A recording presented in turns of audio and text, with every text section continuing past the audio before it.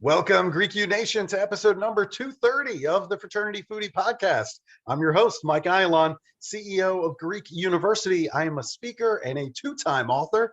Our second book, From Letters to Leaders, Redefining New Member Education and Leveraging Belonging to Eliminate Hazing, is available now on Amazon. So go and pick up that book today. We call these episodes the Fraternity Foodie Podcast because there's nothing like great food to bring college students together. Fun fact, we're doing all kinds of things in our community of Wilson County, Tennessee, to help eliminate the stigma around substance use disorder and getting treatment.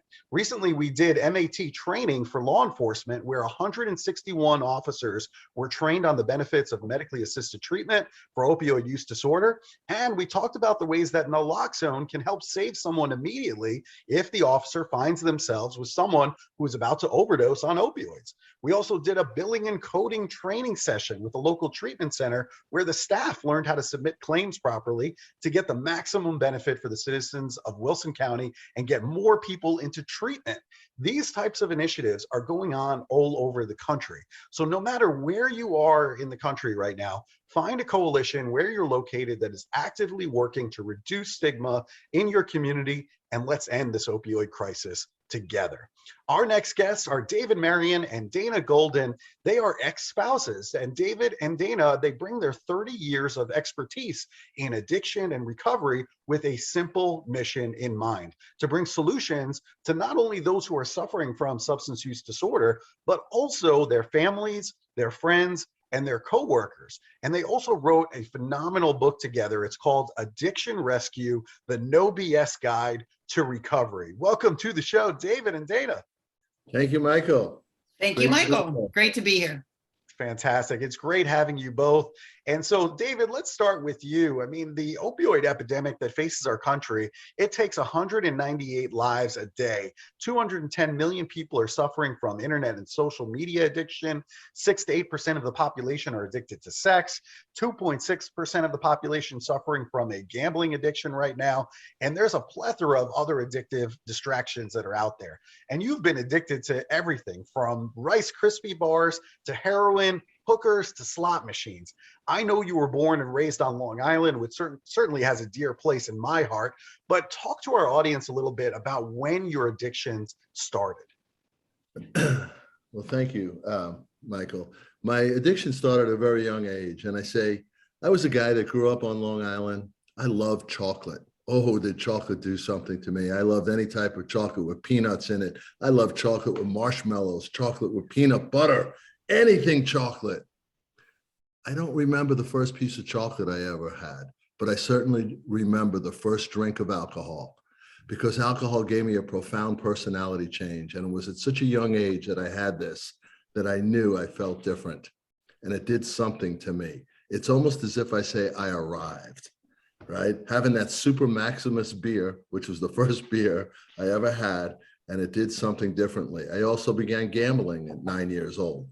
And I love that sneaky hiding feeling from our parents, gambling with guys whose names are, Whitey, Pickles, Fudd, Lefty, and Chucky. Those are my crew growing up. Wow. Yeah. So that started at a very young age. It did. Wow. Unbelievable. And that's what I want people to understand, is that really, I should be backing up these conversations back to, middle school. I mean, obviously our speakers and we speak on college campuses. Every now and then we get to a high school campus, but many times the addictions, they start so much earlier. And I feel like we really need to back this thing up all the way to middle school, in my opinion, if we're really going to be effective, if we're really going to solve this thing. I think we need to swim upstream a little bit. I completely agree. And I think in middle school, we had that one conversation, maybe for, 30 minutes, 1 hour in the first semester. It wasn't talked about. Yeah, it really wasn't. And we were talking prior to this about, the importance of really informing people is based off of education. And we educate people, what are we doing? We're preventing them at the same time.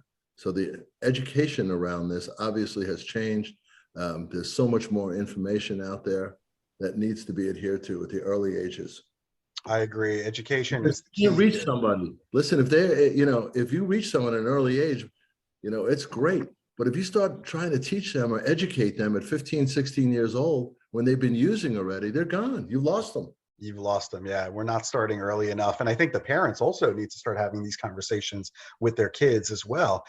Dana, I want to talk to you as well, because David, he made tens of millions of dollars, gambled it all away. He ultimately lost you, his only wife, to divorce, even lost his two daughters for a period of time, as well as bringing David's extremely successful brokerage firm to bankruptcy. So how in the world do you bring balance and wellness into a home with substance use disorder? Thanks again, Michael, for having me. So the first thing I always say is you have to learn to separate the addiction from the person.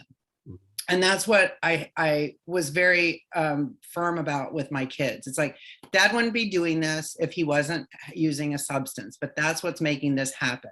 Right. So you can love the person. You don't have to love your disease, just like your kids. You may hate their behavior, but you love your kids. OK, so separating the disease from the person is really important. The second thing that's really important is to acknowledge what's happening in the home, because the kids have an internal dialogue of what they're seeing and what they're feeling. And if you start saying, no, that's not happening, no, everything's fine. It really is conflicting and confusing for them. So that transparency of being honest and acknowledging what they're seeing and feeling is so important. I would say those are the two most important things of keeping wellness at a home. Transparency, communication. I had the kids in Alatot and Alateen, so they had resources. They had other people they could communicate with. Even in their school, they had a group that they were in like once a week that the counselor pulled them into for anybody that was having any issues at home. So any kind of outreach you can find in your communities to help them deal and associate with other people going through the same thing is extremely important. It's so great that you connected them to those resources. So important. And they are available in communities around the country. So I think that is fantastic. Now, David, eventually you lost your freedom as well when you were indicted and sentenced to 5 years in federal prison for mail fraud and for money laundering, all because of these addictions. So talk to our audience about the 5-step process to get into recovery and then ultimately to stay there, so that this tragic story that happened to you doesn't repeat itself with our listeners. Yeah. 5 years of my life to federal prison. Yes. And once you go through something like that, you understand prison is strictly punitive damages. It's not rehabilitation. The rehabilitation comes from within. It's an introspective look. So the 5-step process that we talk about, step number 1, wake up and pull your head out of your ass and rinse off, right? Begin to really see clearer for the first time, because without responsibility, there's no consciousness, right? So we begin to understand, which is step number 2, understand your addiction. Now, to understand your addiction, I had to realize I had this mental obsession that kept telling me to do these things, right? To go get high. I didn't have any defense against that. My mental obsession led to a physical allergy. And we talk about a physical allergy, which means I didn't have a shutoff switch. A physical allergy, people hear it, they think, if you're allergic to berries or nuts, you're going to break out in rashes. I say my allergy took me, when I broke out in spots. Every time I used Vegas, Mexico, prison, it took me to places that I couldn't believe. That's what the using did. The third step, find a solution that's right for you. There's so many different types of recovery, right? There's NAAA, there's Cocaine Anonymous, there's Gambling Anonymous, there's every type, many, many different. There's, holistic therapeutic approaches to recovery. There's Celebrate Recovery, there's Smart Recovery. I had a woman tell me that she went to an ashram and found, the meditative way for her to create a happiness and a path to recovery. You got to get on a path, though. I don't care what path it is, as long as that you get on that path and you keep practicing something different on a daily basis than what you were doing to create the mind, body, and spirit awareness to move forward. The fourth is you got to do the work. I see many people that know how to do treatment really well. They can sit in treatment and they can answer all the questions because they've been to so many. They're sitting with their peers. They don't find that they have the need to be transparent completely. They know how to present themselves. They don't know how to be themselves, which is characteristic of part of the addiction process. and they just get through it, right? So you really got to do the work in there. You got to really take a look introspectively on, how did I end up in a place like this? We call it the potential, right? So many people that I meet have all the potential in the world. And I kept saying, with all the potential in the world, why do I keep ending up in the nut house or places making moccasins and belts? What they didn't tell me is I have a disease called alcoholism. And anytime you match alcoholism up against potential, 10 out of 10 times, alcoholism is going to kick the crap out of your potential till you sober up. The fifth step is the aftercare, continuum care, right? They're going to make recommendations about follow through. You're going to start with one level of care and drop down to the next level. I know many people that after 30 days, they rinse off and they say, I got it. I can go back and do, my recovery on my own. And I say, my way only worked for a guy by the name of Frank Sinatra, right? So that's basically the 5-step process that we use. Yeah, I love that 5-step process. And you're right. I mean, different people respond to different types of recovery. And so I think there's not one size fits all. Whatever worked for you, David, in order to get sober might or might not work for somebody else. And so people really have to do their research and find what works for them. And if it doesn't work for you in a particular avenue, try something else. I mean, that's the only way that ultimately you're going to find what that solution is. Dana, I also wanted to talk to you. I have a couple of kids. I got a 15-year-old. I got a 17-year-old. They're getting ready to go out to college, pretty soon. What kinds of conversations do you need to have with your kids around drugs and alcohol? Well, the first thing is every kid's going to encounter it. There's just no escaping it. And I don't care if the best private schools, they all find a way to sneak whatever in. So you got to be honest and let them know they're going to be confronted with this, right? And there's the steps between use, misuse, and abuse. You got to have those conversations because every kid's going to try it. You can't be, I listened once to a story about a woman who told her kids, if you ever get drunk, if you're out drinking, don't even call me. I'll be so mad at you, right? And the kid ended up in jail because he hit someone and killed him because he was too afraid to call his mom, right? So that was a very big lesson for me when I had young kids. It's like, you got to be honest with me. I can help you if you just let me know what's going on. So those kind of conversations are extremely important, and being open to them and not shutting them off. You can't react and freak out if they tell you something you weren't expecting or don't want to hear. You got to stay calm and you got to handle it. And you got to talk about the difference of trying it and using it and how it can turn into abuse. Another thing that's really important around your kids is risk factors and protective factors, right? So risk factors, who are they hanging out with? What's the neighborhood like? Are they predisposed to addiction? Do they have it in their family? Discuss those risk factors.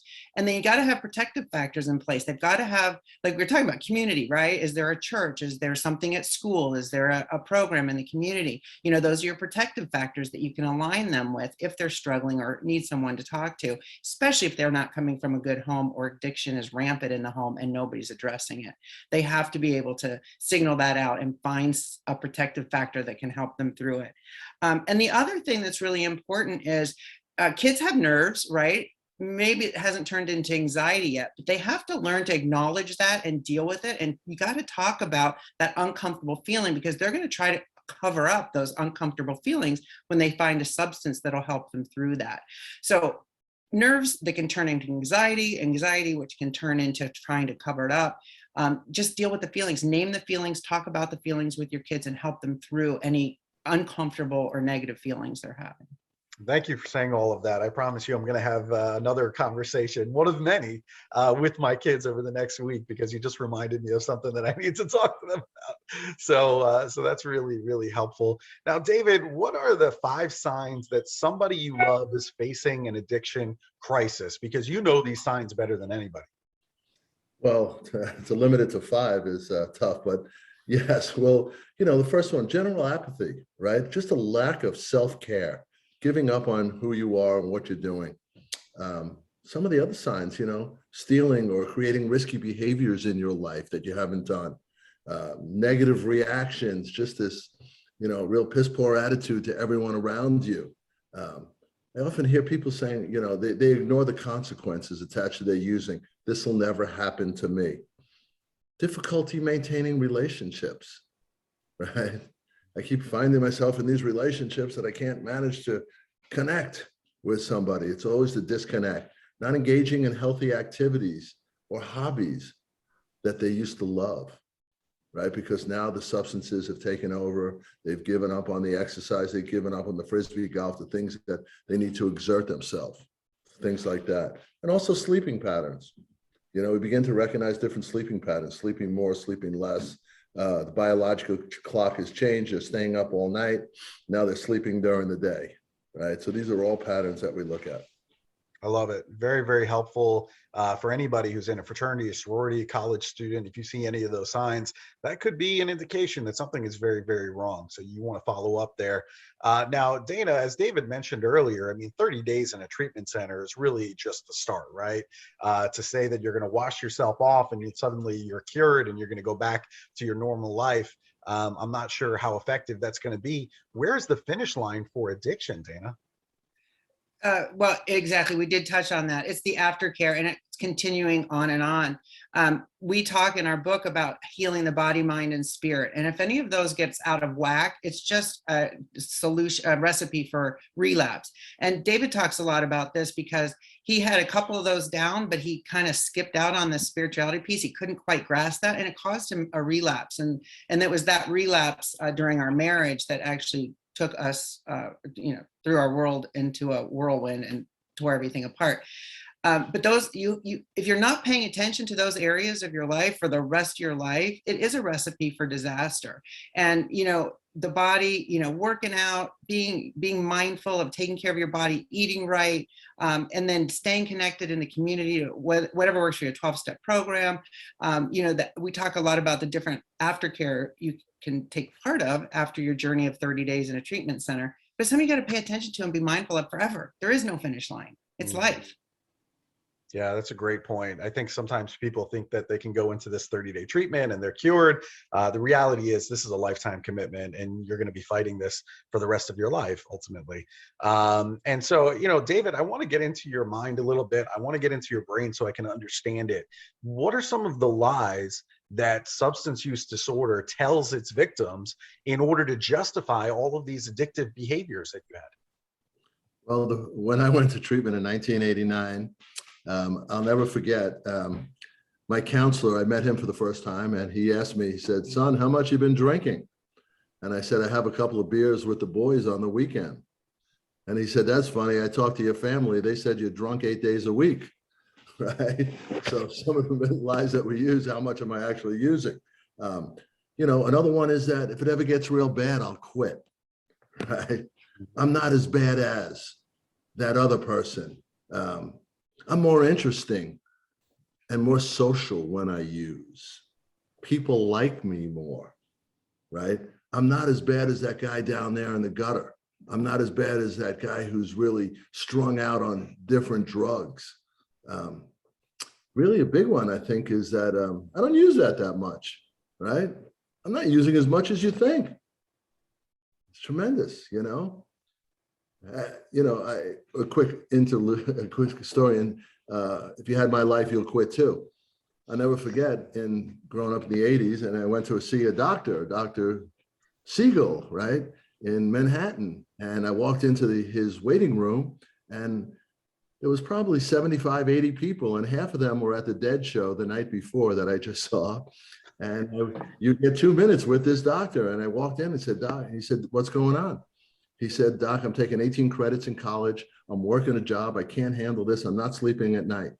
His response was, "David, I'm going to prescribe you a non-barbiturate called Quaalude. Take half to 2 at bedtime. I'll see you in 60 days. Boom. That was the solution back then. Wow, that's just eye-opening that was the solution at that particular time. I mean, wow is all I can say about that. Dana, one of the things that we're working on trying to solve in our local community is all the stigma and shame that surrounds addiction and getting treatment. It's really, really difficult, especially in the South, because, in the South, I've lived in the Northeast and I understand the differences, but in the South, if we have problems in our family, we're not going to talk about it, because if we talk about it publicly, then that's going to bring shame to everybody in the family. So how is stigma and shame surrounding addiction killing productivity, even in the workplace? Yeah, that's a big problem because not only are people dealing with a substance use disorder, some kind of use disorder in themselves, but they may have a loved one at home that is a spouse or a child. And when your brain is obsessed and consumed with worrying about someone else or worrying about your next fix, you can't concentrate on the task at hand. Same thing goes in colleges, right? I mean, you're supposed to be sitting in classes, but when you've got an obsession running around in your brain, it's going to be distracting and it's not going to allow you to be productive as you would be if you were mindful and present in the space that you're in. And you're right, there isn't enough room, especially in the workplace, to talk about it. There's not the resources. You know, HR departments need to have resources for these people to talk about it. We talk about how CEOs running companies are going home and they're addicted to all kinds of things, whether it's they're binging on the weekend with some drug or it's porn every night. You know, there's something going on that's out of balance and it's causing these obsessions in the head, which don't allow people to be present in their jobs. Yeah, you're absolutely 100% right. You know, there's that movie out there called Dope Sick, and I actually know the doctor in Tennessee that it was designed around. I mean, it's his story where he's a physician and he himself gets addicted to opioids. I mean, you can't even make this stuff up. I mean, and it literally almost ruined his life. Luckily, in the medical profession, when that happens, there are actually resources for that where they want to retain you as a doctor. They don't want to lose you after all of this investment in you in terms of your medical training and everything you got to go through in medical school to suddenly lose you to an addiction. There are resources to help you get back on track, luckily. But I mean, that movie was based on somebody I know. I mean, so it happens. Yep. Oh, unbelievable. Now, David, I'm so thankful your book is out. Again, it's called Addiction Rescue, the No BS Guide to Recovery. As a New Yorker, you know, in my heart, I love the No BS Guide to Recovery. Like, don't give me BS. Just tell me how to get better and then I'll follow it, right? And you're giving away 10 free copies to 10 of our podcast listeners. So I'm so thankful for that. If you're listening to this podcast right now and you want a copy of David and Dana's book, Addiction Rescue, the No BS Guide to Recovery, shoot me an email, send me your address, and I will make sure that David and Dana get a copy of your address. They will send it out to you so that way you have some free copies of the book. So please reach out to me. But, you know, David, I want to talk to you about intervention. How would somebody who's listening right now, how would they know when it's time for a professional intervention with somebody they love? You know, I get asked that question quite often. Is there a right time? Is there a right time? You know, how do we know when they're hit rock bottom? Right. Rock bottom is no more than a feeling, an emotion, right? It's not an actual event that happens per se. There are so many instances where people have said, my loved one is struggling, they're suffering, they're, you know, socially they have changed. Financially, things are really getting difficult. I can see the changes in their life. I know they're using substances. Is this the right time? My answer is yes. Yes. I often say it's a lot cheaper to pay for an intervention than it is to pay for a funeral, because inevitably I've got those calls too from families that said, David, my gosh, we had your card, we had your number, we never made the call. My loved one, my daughter, my son, whoever it might have been, went back out there and snorted some cocaine, and there was fentanyl in that cocaine and overdosed and died. So we don't know, is there a right time? The right time is when you see the behaviors changing, when you see the abuse has progressed, and now you're seeing all the signs, socially, financially, emotionally, physically, spiritually, mentally, changing clothes, changing attitude. You know, that's the time. And I've noticed that when families begin to intervene on a loved one, it usually goes awry. That's why you bring a professional in there. And if we have time, I could tell you a quick story. I was doing an intervention in New Haven, Connecticut. And I'll just call the man Bobby, okay? Big Italian family on the East Coast. And sure enough, what is it they bring to an intervention? They brought food, right? Pasta fazool and manigat, ravioli. Said, I've never seen food. Halfway through the intervention, the young man we're intervening on jumps up. We're in a hotel conference room. He runs out. His mom is going crazy. Sit down, sit down. I said, Mom, I'll take care of it. Son can't talk. He is just incensed right now. Can't say a word. I walk with him out to the parking lot. Goes into his car, opens up the front door, grabs a cigarette, lights it up. Now he goes into the trunk to open up, and I'm thinking, oh, great. What's it going to be today? Baseball bat, 3-iron? He pulls out a pad and paper and begins to write. and write. And I said, Bobby, keep writing, keep writing, keep writing. Still can't talk. Finally rips it out, hands it to me. And what it was about the physical and sexual abuse he endured as a child that not one of his family members knew in that room. We ended up going back down there. There's a blockage in the passage towards somebody's recovery, right? There's something that's holding them back from recovering. Mm-hmm.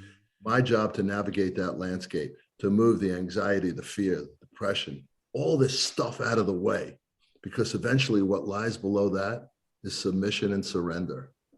And that's my job as an interventionist, to get there. And, you know, that's powerful. That's really powerful stuff. And you're absolutely right. I mean, anytime we see somebody abusing drugs and alcohol, many times there is some root problem that is there, and they're using the alcohol and drugs to cover up whatever pain they're feeling. And certainly in that case that you were talking about, with that abuse as a child, 100%, he's using in order to cover that up and to mask that pain. Trauma. Centered at the roots of addiction is trauma. In order to heal the addiction, we have to heal the trauma. That's right. That's what people forget about. Trauma-informed specialists, more trauma-informed treatment centers, more trauma-informed COs in jails and prisons, medical staff that understand the true dynamics of it. Yep, you're 100% right. We got to get to that trauma in order to solve the other issues. So thank you. Thank you very much for sharing your story. I think it's so, so important. Now, as you do know, I mean, I love good food. Like, you like chocolate, I love good food here at the Fraternity Foodie Podcast. Like, that is my addiction. If you got good food, I am down all the time. So I'm wondering, I mean, you guys have spent a lot of time in the Minnesota area. I want to know if there's a restaurant that you guys love that we can go and check out. My favorite restaurant, David doesn't live here anymore, but he was here for 30 years and I'm still here. So favorite restaurant is in Wayzata, Minnesota. It's right on the lake, on Lake Minnetonka. It's called Baja House. It's a California Mexican, everything's made from scratch. It's just the bomb. Love it. If you can ever get to Minnesota, go to Baja House. I definitely will come and check out Baja House. I know you've been telling me about it for a while now, and I'm looking at the menu going, yep, yes. So absolutely, I would love to come and check that out. So next time I'm in Minnesota, I'll send you an email. I'll let you know that I'm in town, and we'll go to Baja House. That would be. I'll take you to dinner. Let's do it. And if you're ever down in Jupiter, Florida, there's a place called Portobello's. Okay. As good as any Italian you're ever going to have. It's fabulous. See, I miss good Italian. That's the thing. I mean, living in the South, it's like, you know, in Tennessee, we've got really good barbecue, and you know what good Italian food is. I mean, if you live on Long Island, you understand great Italian food, and I can't find it anywhere in Tennessee. So I'm so glad that you recommended Portobello's, because that means you know good Italian. When you eat good Italian, it reminds me of the Three Stooges, the noises that they used to make. When you know that's as good as it gets right there. It's so good. You're so right. I mean, every time I get back to New York and Long Island, I'm like, let me find some good Italian, because I just don't get it anymore. Man, do I miss it. Oh boy, do I miss it. So this has been great. This has been a lot of fun. So where should our listeners go to connect with you both? I mean, let's say they want to buy, you know, copies of your book. Maybe they want to schedule an intervention for somebody they love. Maybe they want to book you as a speaker on their college campus. Where should our listeners go? So the website is theliferecoverycoach.com. Theliferecoverycoach.com. You can follow, I'm on TikTok as The Life Recovery Coach also. We started a TikTok page recently. Our info is David and Dana at theliferecoverycoach.com. We're always willing to talk to anybody. If we're willing, if you're allowing, we'll put our phone numbers out there for listeners. My phone number is 612-849-7509. Dana's phone number is 612-968-1490. That means a Dana, lot. where else can they reach us? Yeah. I also want to say that there is a link to the book on the website, as well as a free downloadable workbook to work alongside the book with. So that's also there. Wow, those are great resources. I mean, the fact that you're willing to share your phone number, I think that's great, because that's another person that they can reach out to if they have an addiction problem and don't know where to turn. Maybe this resonates with them, and maybe they're just like, you know what, David or Dana, you're my person, help me. That's just phenomenal that you're willing to share all of that with our listeners. I still have the 10 free books. So to our Yeah. listeners, let me know if you want one of the free 10 copies. I love that you're on TikTok. I think that's a great place to reach young people. I love all the things that you guys are doing. I think you're hitting all the right notes. So keep doing what you're doing. Your work is important. You're so brave to come forward to tell your story, to talk about not only the addiction part of it, but also the family side of it and some of the destruction that happens around the person with substance use disorder, because I think that's sometimes overlooked. We don't think about that. We're always focused on the user, and rightfully so. But then there's also a family behind that has all kinds of issues that need to be resolved as well. So it's not just the person with substance use disorder. It's many times the family and friends around them as well. So thank you for shedding a light on all of it. David and Dana, you guys are brave as heck. And I'm glad to know you. Please keep doing the work that you're doing. Thank you so much for allowing us to be on. If you ever want to have another conversation around it, we're available. I love what you're doing also. You're reaching so many right now and bringing such a powerful message to people that really are looking for you for mentorship, right? Yeah, absolutely. I mean, we really believe in what we're doing here. We believe that we're making college campuses safer, one campus at a time. I wish that we can duplicate, everybody that we have on the team and reach even more. I mean, ultimately, that would be the goal. But I think between the book and social media and this podcast, there's a whole bunch of different avenues that our people can get connected and get information for free. So hopefully that will continue, and it's meaningful work, right? I mean, we all want to feel like we have some greater purpose, despite all of the trials and tribulations that we've been through so far. We all want to feel like we have a greater purpose. And I think both of you are certainly living up to that end of the deal. So I appreciate you. Yeah, I appreciate you, Michael, and the work you're doing for these youngsters. It's so important. It really is. Well, thank you so much. Thank you to our listeners. If you enjoyed this conversation with David and Dana, please like this on social media. Please share this with other college students, other people who might need the help or who have substance use disorder, people that you love in your life. And what can I say? I hope to see you on another episode of the Fraternity Foodie Podcast going forward. Thanks so much. Have a great day, and we'll see you next time.